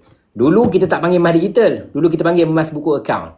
Masing-masing ada kelebihan, ada kekurangan masing-masing. So, kena tengok pada kesesuaian diri kita. Yang mana yang terbaik untuk diri kita, maka proceed dengan itu. Okay? So, saya jemput Diana untuk baca balik dalam buku ni, dalam bab yang ke-8. Kita ada bincangkan baiknya apa, buruknya apa. So, bila kita faham dua-dua, kiri, kanan, atas, bawah, baik, buruk tadi, barulah kita boleh proceed satu persatu. Betul, Bro Zul kata kan. Emas fizikal ada advantage dia. Pada keadaan-keadaan tertentu, dia ada dia punya advantage. Tapi banyak dia punya keadaan juga kurang advantage. Untuk macam diri saya sendiri tadi, bila kita nilai dari sudut impact ke atas kerugian, chances ataupun probability, kemungkinan untuk hilang itu kecil. Katakanlah kita ada 10 keping, hilang mungkin 1 keping. Jadi kebarangkalian untuk hilang dalam 10-20% saja. Tapi kalau sekali hilang, dia punya kos kehilangan tu 100%. Maka kerugian yang kita kena tanggung 100% ke atas kehilangan tersebut. Berbeza dengan emas digital. Emas digital yang patuh syariah lah by the way. Emas digital yang patuh syariah, kalau rugi, dia punya rugi mungkin dalam 10-20%. Tapi dia boleh rugi 100% kalau kita salah beli dengan syarikat. Contohnya orang yang beli emas digital dengan syarikat Q, sampai sekarang dah 3 tahun, 1 sen duit pun tak nampak. 100% kerugian. Kebarangkalian hilang, semua hilang. Semua orang hilang duit diorang dalam syarikat Q tadi. So sebab tu nak kena nilai juga sebenarnya. Okay. Tuan bawa keluar emas ke mana-mana. Ya, itu pun salah satu jugalah. Walaupun sekeping saja, itu pun boleh tercicir. So, kena hati-hati jugalah dekat situ. Okay? So, sambung sikit lagi Weh, makin banyak pula soalan. Ingatkan nak habis-habis ni dah tak ada dah soalan kan? Korang ni sebenarnya semangat pula dah datang tiba-tiba ujung-ujung ni. Kejap, bagi saya baca komen-komen ni ada dulu. Kalau harga emas dah tepu, lepas ni harga tak naik lagi ke? Ada kemungkinan. Sebab apa? Pada akhirnya, kita yang ada duit, kita nak beli emas pun tak fikir pasal beli emas dah. Terutamanya ketika krisis berlaku. Ketika PKP sebagai contoh. Mula-mula kita nampak harga emas naik pada hujung 2019 awal 2020 disebabkan oleh trade war. Perang dagang di antara China dan juga US. Gaduh pasal Google, gaduh pasal Huawei. Itu tahun 2019. Masuk PKP, harga emas jatuh. Sebab apa? Orang panik, semua pakai jual emas, pakai jual-jual saham. Untuk apa? Untuk dapat duit dan beli apa yang lebih penting pada masa tu. Apa yang penting? Face mask, glove, roti gardenia. Ketika itu, jadi sikap manusia, tindakan manusia mempengaruhi juga pergerakan harga. Bukan emas tak penting, tapi ketika krisis ada benda lebih penting. Bila dah masuk ke zon yang PKPP, mana kata dah boleh balik kampung, dah tenang-tenang sikit, virus sudah kurang tersebar, kematian pun dah lama tak ada, time tu baru harga emas naik semula. 250 ke 270 sekitar bulan Julai sampai ke bulan 9. Bulan 9 PRN Sabah 2020 berlaku. Pump habis kelang kabut, jatuh balik harga emas. Sebab apa? Sebab orang panik balik. Kita dah kena fikir PD dah masa tu kan. Fikir PB, duduk rumah kena pakai face mask, tak boleh keluar pergi jogging, tak boleh semua buat benda dah. Nak rentas negeri semua tak boleh. Maka dia akan bagi kesan pengaruh juga kepada harga emas ataupun pasaran tadi. So sama juga dengan keadaan sekarang. Mula-mula sekarang kita sedang yang tak menghadapi perang, kita boleh ceritalah pasal nak beli emas lah, naik harga semua. Bila harga minyak dah mula naik, kita tak sempat beli minyak untuk dapat keuntungan dekat situ. Kita akan mula terfikir, kalau harga minyak naik, harga barang mentah akan naik. Ada emas sekalipun, dia akan jadi kurang bermakna sebab lebih penting untuk kita beli ayam. Lebih penting untuk kita beli, yalah sayur ke pun, makanan dalam tin dan seumpamanya. Itu juga yang berlaku dengan Bumi Barakah. Dekat Gaza sebagai contoh kan. Kalau kita bagi emas pada diorang sekalipun, bukan bermaksud emas tu tak ada nilai. Tapi ada benda lebih bernilai berbandingkan emas di situ. Apa dia? Diorang lebih perlukan gandum, diorang lebih perlukan roti, lebih perlukan protein, lebih perlukan air. Ada benda lebih penting ketika itu. Jadi dalam hal ni, ada kemungkinan untuk lepu ataupun tepu tu berlaku disebabkan oleh krisis lah yang melanda tadi, menghidangkan kepada kita ada benda lebih penting berbanding dengan emas tadi, insyaAllah.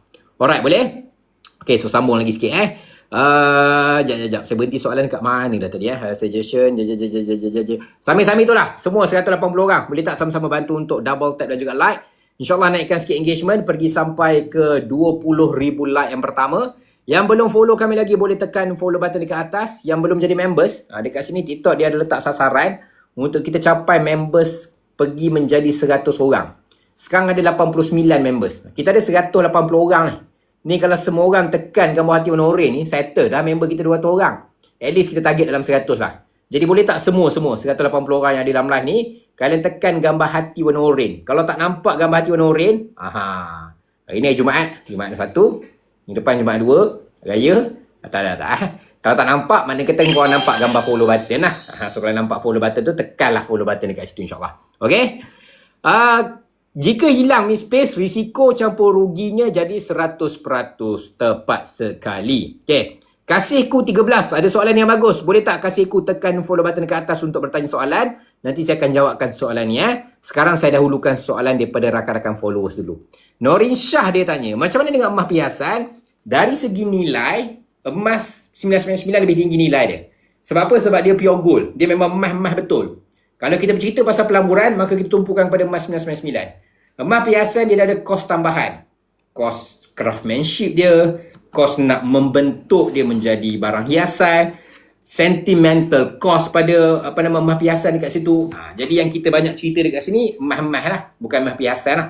Emas perhiasan belinya tak murah. Tapi kadang-kadang bila jual harganya agak murah. Sebab bila kita beli pada harga dia. Nilai yang kita dapat adalah nilai emas itu saja. So ini nanti kalian boleh pergi ke YouTube channel Financial Gori. Ada satu video minggu lepas kita ada post kalau tak salah. Tajuknya Cost is what we pay, value is what we get. Harga adalah apa yang kita akan bayar. Nilai adalah apa yang kita akan dapat. So harga yang kita bayar tak semestinya setara dengan nilai yang kita dapat. Boleh jadi kita bayar harganya murah, nilai yang kita dapat tinggi. Ada masanya kita bayar harganya tinggi, nilai kita dapat biasa. Contohnya, kalau pergi dating.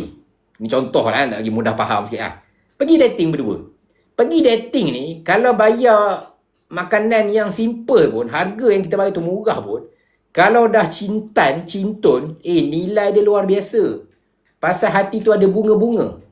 Tapi kalau dah gaduh, bawa lah pergi makan dekat Menara 188 sekalipun, tingkat paling tinggi pun, kalau orang tu dah tak nak kat kita, bayar harga RM388 per head buffet, 2 orang sampai 800 dekat situ. Kalau dia tak suka juga. Nilai dapat tak setara tadi. So dalam konteks emas ni pun sama juga. Bila kita melihat kepada membayar satu harga untuk emas perhiasan, yang mana kita dapat nilai dia tak boleh kita nilaikan dengan harga kita bayar tadi. Nilai dia hanya kena tengok berapakah nilai pada emas kat situ. Contoh lain jugalah. Ini contoh je lah by the way kan. Harga yang kalian akan bayar untuk 3 buah buku adalah tak sampai 100. Tapi nilai yang kalian akan dapat adalah nilai bagaimana nak menjadi bangsa Nawangka. Harga yang kita bayar tak sampai 100. Tapi nilai dia 100,000. Itu contoh by the way. Kalau nak faham contoh ni, nanti boleh tekan beg kuning. Kemudian balik masukkan buku dalam troli. Nanti boleh baca satu persatu. Dan insyaAllah ajak juga ahli keluarga untuk sama-sama baca. Supaya kita bukan saja nak menjadi bangsa Nawangka, kita nak juga keluarga kita menjadi keluarga 6 angka insyaAllah. Okay, so last sekali lagi 180 orang. Boleh tak semua yang ada dalam live sekarang ni, kalian tekan beg kuning dekat ruangan bawah sekali lagi, masukkan buku ni dalam troli masing-masing. Siapa yang nampak harga tu bawah 100, ada bajet, gaji dah masuk, boleh terus proceed untuk check out. Okay, 54321. Saya sarankan setiap rumah ada satu combo. Dan untuk anak-anak kita yang kita nak bantu diorang untuk jadi bangsa 4 angka sekurang-kurangnya, dapat simpan 1000 yang pertama, nanti boleh mulakan dengan buku pemula ni insyaAllah. Okay, so sambung sikit lagi cerita kita. Kat mana dah saya berhenti tadi baca komen. Kejap. Okay. Sambung sikit lagi. Kat mana aku berhenti tadi? Kasihku dia tanya, if kita ada goal 915 jual dan tak payah. Okay. Kalau macam tu dia jadi kurang baloi pula. Pasal kalau kita jual dan terutamanya kalau emas tadilah, emas 916 ke apa ke, yang mana emas tu contohnya lah, dia ada sentimental value. Itu emas kahwin. Emas kahwin, kita tak boleh kahwin lagi untuk dapatkan nilai yang sama. Yang itu satu simpan tak apalah. Tapi kalau jenis buka laci penuh emas, dekat mana beli pun dah lupa. Yang itu pergi jual je lah. Tunggu harga naik sikit kan, jual. Tunggu harga turun sikit kan, beli 999. Okay? Kalau tidak pun tak nak pening-pening pada simpan semua dalam almari, pergilah beli yang digital saja. Tapi tinggallah satu dua keping. Satu dua keping. Contoh macam YSS ni pun, dia adalah tinggal sikit. Arwah nenek bagi emas. Kemudian mak dia bagi emas. Saya bagi emas. Cukuplah 3. Tak payah banyak-banyak sangat. 3 orang terpenting dalam hidup dia bagi emas. Cantik ada kat situ. Sampai satu pun dia kata penat juga simpan emas ni. Kalau nak jual semua pun saya reda je. Tak ada masalah pun. Sebab kita pun faham jugalah pening kepala. Berbeza dengan orang yang emas siapa ke siku. Dia pun dah lupa dah bila beli emas tu. Atas faktor risiko dan juga keselamatan, nak consider untuk jual dipersilakan. Dan mungkin boleh diversify lah ataupun alihkan pergi ke pelaburan emas yang lebih terlabur lah senang kata. Okay? Macam mana nak tahu syarikat tu okey ke tidak jika ia kenakan? Bab yuran tahunan ni dah cerita lain dah sebenarnya. Yang ni kita ada lah perbincangan agak panjang. Nanti Bro Zul boleh pergi kat YouTube channel. Saya ada huraikan panjang lebar pasal benda ni. Kena pastikan dia ada patuh syariah. Sijil patuh syariah. Amin, saya faham syarikat mana yang dimaksudkan. Kita dah dapatkan pengesahan syarikat ni memang tidak ada sijil patuh syariah. Walaupun pada asalnya mereka mengaku mereka ada. Tapi lepas dah dibahaskan beberapa kali, ternyata tidak ada.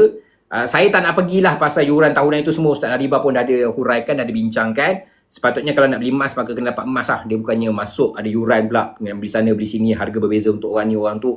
Itu dah jadi cerita yang sangat panjang lah dari segi kontrak. Cuma kita fokus. Kalau tak ada sijil patuh syariah, maka kita cari option yang lebih mudah untuk kita faham. Dan juga lebih secure lah senang kata tadi insyaAllah. Okey, boleh? So, sambung sikit lagi. RJ dia tanya kat sini, masa kena tengok type of crisis, ada krisis yang buat emas naik, ada yang sebaliknya. Dan biasanya, yang kita cerita sepanjang sejam ni, biasanya perang membuatkan harga emas naik, tapi hari ni tidak. Dia berlaku sebaliknya. Salah satunya sebabkan price in tadi lah. Okey, sambung lagi by the way. Crisis time utamakan benda yang penting. Yes. Dan bila krisis berlaku, orang yang dia paling mustahak sekali adalah untuk kita kekal menang. Siapa yang menang dalam krisis, siapa yang menang dalam perang adalah orang yang kekal hidup. Bila PKP, COVID, kita semua pandang macam mana nak teruskan kelangsungan hidup saja. Kenapa kita pakai face mask? Nak usahakan untuk menjauhi mana-mana virus yang datang yang boleh mengancam nyawa kita. Kita tak pedulilah fikir pasal saham ke emas semua tadi lah. Sampai orang tak fikir pun pasal persaraan. Lantaklah keluar duit ke BSP, yang penting aku nak survive sekarang. Tapi bila dah hidup tadi, sekarang kita fikirlah pada tabung persaraan kita tadi kan. So dalam konteks perang ataupun krisis sekarang ni pun sama jugalah. Sebab itulah pentingnya ada tabung kecemasan. Dalam bab yang ke-6, kita cerita pasal tabung kecemasan 6 bulan gaji. Nak bina tabung kecemasan bukannya masa perang. Nak bina tabung kecemasan, kita kena cerita masa tenang. Dia bukannya masa kau tenang, time tu lah kau sibuk beli matcha latte. Time tu lah sibuk nak beli Honda Civic FD. Kan? Rim Note 19. Tukar pula sport rim macam-macam tadi. Masa ada ruang, orang betul-betul pesan, beringat-ingat lah. Masa hari sedang tenang, masa hari sedang siang ni, kena banyak beringat. Kita kena ingat sebab apa? Bila datang hari-hari yang gelap, hari-hari yang mendung nanti, kita dah ada payung yang kita sediakan sebelum hujan tu turun. So sebab itu sekarang masa hujan dah turun, bukan nak cerita nak beli payung apa ni. Time ni kita cerita buka terus payung. Tapi kalau payung pun tak ada lagi, sebab itulah kita kena stop lah memikirkan pasal benda-benda yang lain, tumpukan kepada nak membina payung kita. So dalam hal ni, terus fokus kepada membina tabung kecemasan, gunakan low risk investment insyaAllah, ketepikan segala kemahuan yang ada. Tumpuan kita 3 langkah yang pertama banyak kita bincangkan semalam. InsyaAllah kalau kalian tak sempat nak dengar, boleh pergi ke YouTube channel. Adalah kita video-video yang kita dah sediakan. Ataupun boleh baca buku dengan lebih lanjut. 3 langkah pertama kita fokus pada perbelanjaan. Boleh cerita pasal simpanan langkah keempat. Langkah kelima cerita pasal tabung kecemasan. Langkah yang keenam baru kita akan masuk dalam pelaburan. Sekarang bukan masa untuk fikir pasal melabur pun. Kalau dah keadaan sedang krisis, kita punya kemampuan pun masih lagi terhad, bukan masa untuk fikir pasal melabur. Fokus kita adalah pada membina apa yang sepatutnya kita dah bina dulu lagi. Okey? Ini contoh Kak Nelly Daily kan. Saya ada fizikal emas 50 gram, tapi rasa macam nak jual dan beli digital, okey ke tidak? Sebab rasa susah nak jaga. Betul kan? Susah nak jaga, betul? Itulah yang saya rasa kan. Jadi tunggulah harga naik sikit, jual, dan tunggu harga turun sikit, kemudian bolehlah consider untuk beli digital lah. Kalau tak apa, nanti Kak Nelly jadi boleh berhubung dengan saya, pergi dekat message button dekat ruangan bawah, nanti kita mungkin boleh bincangkan lagi lebih lanjut insyaAllah. Okay. Hanan dia tanya dekat sini saya tunai haji dengan menyimpan emas, terbaik. Kalau ada 100 gram emas, insyaAllah boleh tunaikanlah ibadah haji dekat situ. Noh Khairul Bariyah Baharun dia tanya, mengikut analisis teknikal emas akan naik ke tidak? Kalau lah semudah itulah kita boleh tahu tadi kan. Tapi itulah potensi untuk turun pun ada juga. Lama dok risiko buku pelaburan yang berkaitan dengan emas memang cepat-cepat kena grab sebab kita suka. Alhamdulillah. Terima kasih kepada Puan Zamzarina Yop. Moga-moga dapatlah berkongsi ilmu sedikit sebanyak nanti insyaAllah. Okey.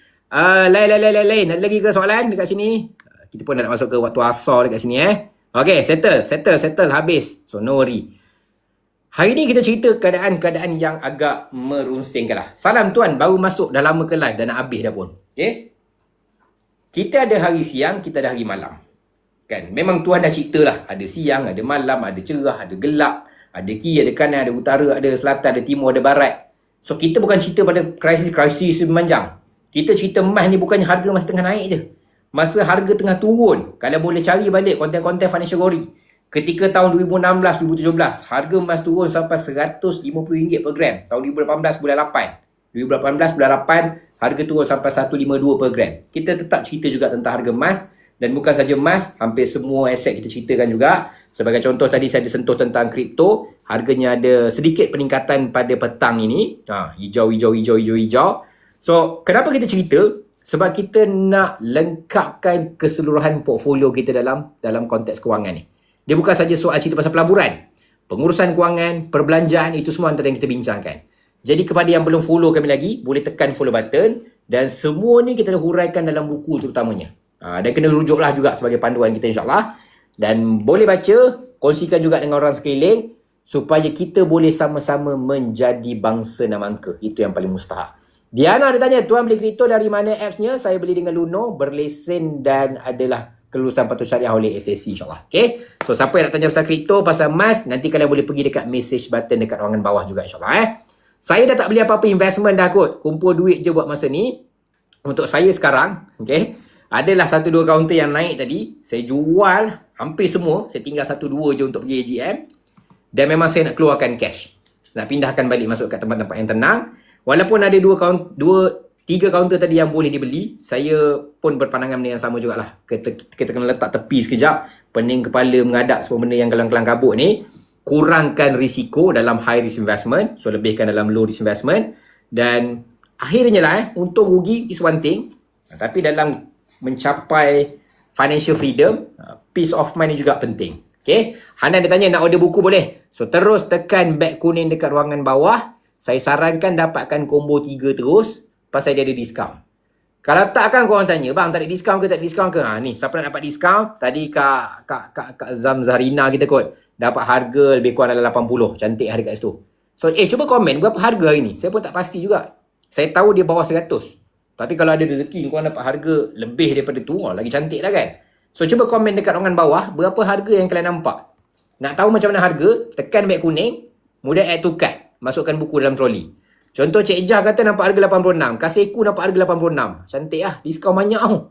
Harga asal 100 lebih kot. Ni dapat 86 ni. Mana kata ada penjimatan sekitar RM15 lah paling tidak. Maknanya awak boleh beli ayam gepuk set D tu. Boleh dapat kobis goreng. Tambah sikit lagi boleh dapat air.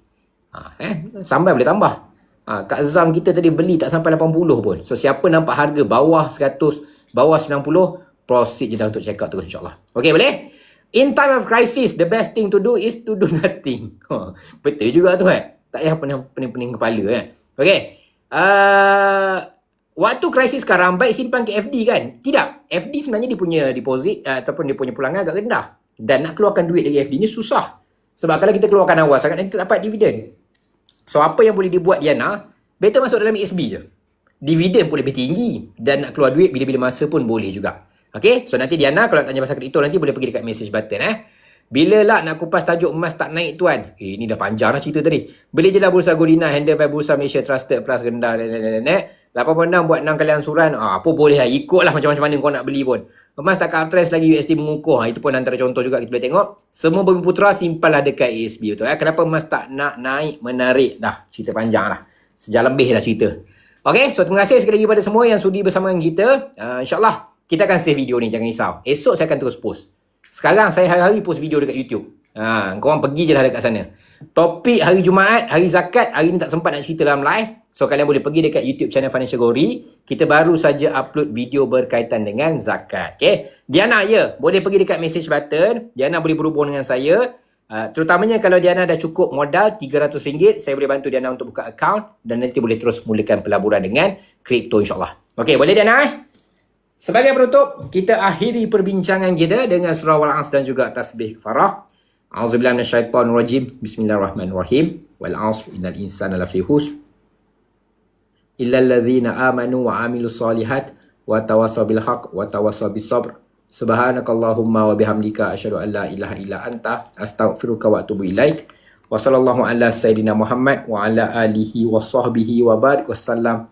Walhamdulillah rabbil alamin. So insyaAllah kita berjumpa lagi. Salam kewangan berhemah. Salam wawasan 2030. Salam kemerdekaan kewangan untuk anda semua bangsa dan mangka. Azrai Muhammad, Financial Gori menukar diri.